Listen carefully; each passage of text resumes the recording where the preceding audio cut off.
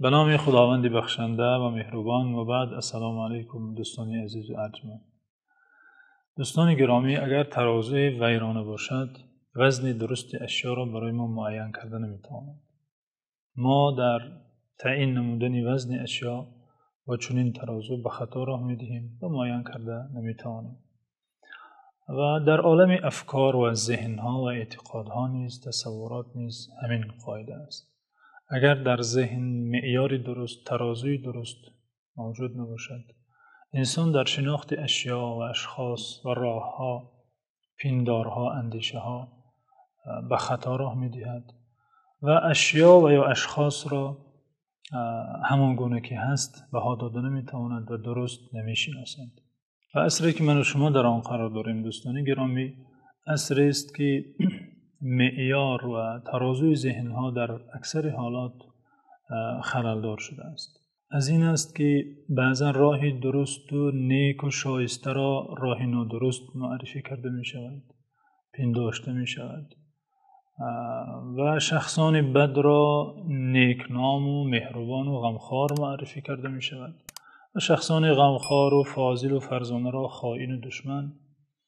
کارهایی که بی‌نهایت زشت است کاری معمولی دانسته می شود و کارهایی که خوب و نیک است کارهای عیب و بد عنوان کرده پیشکش کرده می شود و بعضی ها به این شکل به این صورتی ویرانه و تحریف شده اعتقاد می کنند، آن را می پذیرند و قبول دارند، چون که در ذهنها ترازوی درست و یا معیار صحیحی بهادهی اشیا و افکار و اشخاص خللدار شده است. یکی از شکل‌های خللداری در معیار و در آن ترازوی ذهنی و یا در تفکر و یا در بهادهی شخص‌ها این است که مردمان را بر اساس دارایی‌های مادی، بر اساس توانگری، مالداری، منصبداری، جاه و منزلتداری بها داده شود. این خطای محض است، زیرا ارزش انسان، ماهیت انسان، مقام و منزلت انسان به داشتن اشیاء مادی است و این چنین پیندار غلط هم هست که مردمان انسانی را اگر ببینند توانگر است، امکانات مادی خیلی فراهم دارد، جاه و منصبی بلند دارد، میگویند این دلیل بر آن است که نزد خداوند نیز عزیز و گرامی است، چون که اگر نزد خداوند گرامی نمی بود، عزیز نمی بود، به او این همه مال و منصب عطا نمی کرد. این از بدترین قیاس های عقلی و از باطلترین خلاصه براری هاست. ارزش انسان نزد خدا نه به داشتن مال و ثروت، نه به دست یافتن به منصب جاه و سلطنت است، بلکه به ایمان و تقوا و عمل شایسته است. پس در چنین حالت تیرگی و خیرگی در تصور، در تفکر و در چنین حالت خللدار شدن معیارها در ذهنها، شخص هوشمند را میباید نخست معیار خود را، ترازوی ذهنی خود را برای شناخت اشیا و شناخت اشخاص و شناخت راهها و اندیشه ها درست نماید تا در تعیین و در تشخیص اشیا و اشخاص به خطا راه ندهد و هر چیز را به آن حقیقتی که دارد به آن حقیقت شناسد و اشتباه نکند. پیامبر گرامی قدر ما، درود و پیام خداوند بر ایشان باد، هر آن چیزی که ما امت در امور عبادت، در امور دنیا، در امور آخرت، در امور تفکر، اندیشه، هر چیزی را که ما به آن نیاز داشتیم و داریم برای ما پیشکش کردند، دادند و رفتند. این حدیثی که حالا پیشکش شما می‌گردد دوستان، فرستاده خدا صلی الله علیه و سلم اینجا برای ما در اختیار ما معیاری را قرار دادند، برای ما ترازوی را دادند که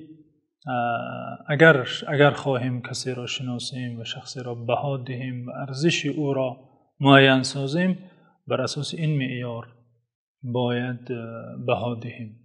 امام بخاری از یکی از یاران پیامبر صلی الله علیه و سلم، سهل بن سعد، روایت آورده که ایشان گفتند روز به نزد پیامبر صلی الله علیه و سلم مردی گذر کرد، مرد توانگر، مرد ثروتمند، یکی از اشراف اما در ایمان تقوا فقیر و نادار، محروم از صفات کمال انسانی گذر کرد. و پیامبر خدا علیه السلام به آن یارانی که در حضورشان بودند و نشسته بودند خطاب کرد و پرسید ما تقولون فی هذا، نظرتان در مورد این مردی که گذشت چیست؟ یاران گفتند حری ان خطب ان ینکح و ان شفع ان یشفع و ان قال ان یستمع. گفتند مردی است از اشراف قوم، اگر زنی را خواستگاری کند درخواست او را رد نمی کنند، میپذیرند، و اگر جای شفاعت کند شفاعت او را میپذیرند، قبول میکنند، و اگر سخن گوید به سخن او گوش میاندازند. پیامبر صلی الله علیه و سلم سکوت کردند. بعد اندکی مرد دیگری گذشت، مرد فقیر بینوایی، اما مرد با ایمان و با تقوا. دوباره فرستاده خدا صلی الله علیه و سلم به آن حاضرین خطاب کرده پرسیدند ما تقولون فی هذا، در مورد این مرد چه نظر دارید؟ گفتند حری ان خطب الا ینکح و ان شفع الا یشفع و ان قال الا یستمع. مرد فقیر است، بینوایی است که اگر کجای به خواستگاری رود درخواست او را رد می کنند، اگر برای کسی شفاعتگر شود شفاعت او را هم نمیپذیرند، و اگر جای سخن کند سخن او را کسی گوش نمیدهد. یعنی اینجا یاران پیامبر صلی الله علیه و سلم به همان معیاری که از قدیم در ذهنها داشتند و مردم را به آن معیار بهاگذاری میکردند و میشناختند، به همان معیار این دو شخصی که از حضور ایشان گذشت بها دادند و بیان کردند. اما فرستاده خدا صلی الله علیه و سلم میخواهد تفکر امت را، اندیشه امت را اصلاح سازد و معیار جدیدی برای مردم دهد که با این معیار نو باید به مردم نگاه کرد و آدمان را بر اساس این قاعده باید شناخت. معیار آدم شناسی، قانون انسان شناسی.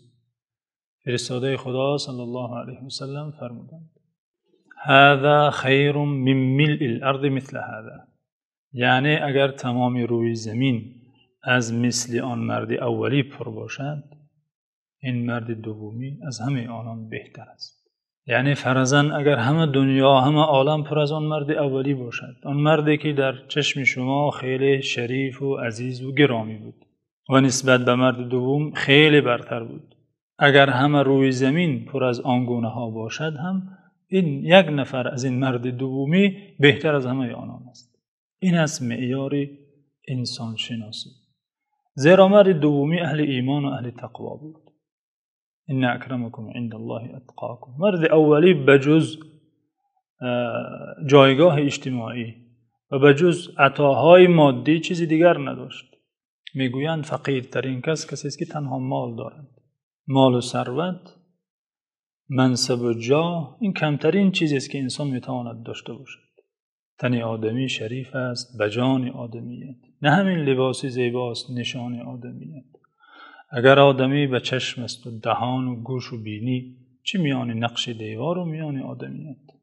در حدیث دیگر پیامبر صلی الله علیه و سلم که امام مسلم روایت میکنند فرمودند ان الله لا ينظر الى صوركم ولا الى اموالكم ولكن ينظر الى قلوبكم و اعمالكم.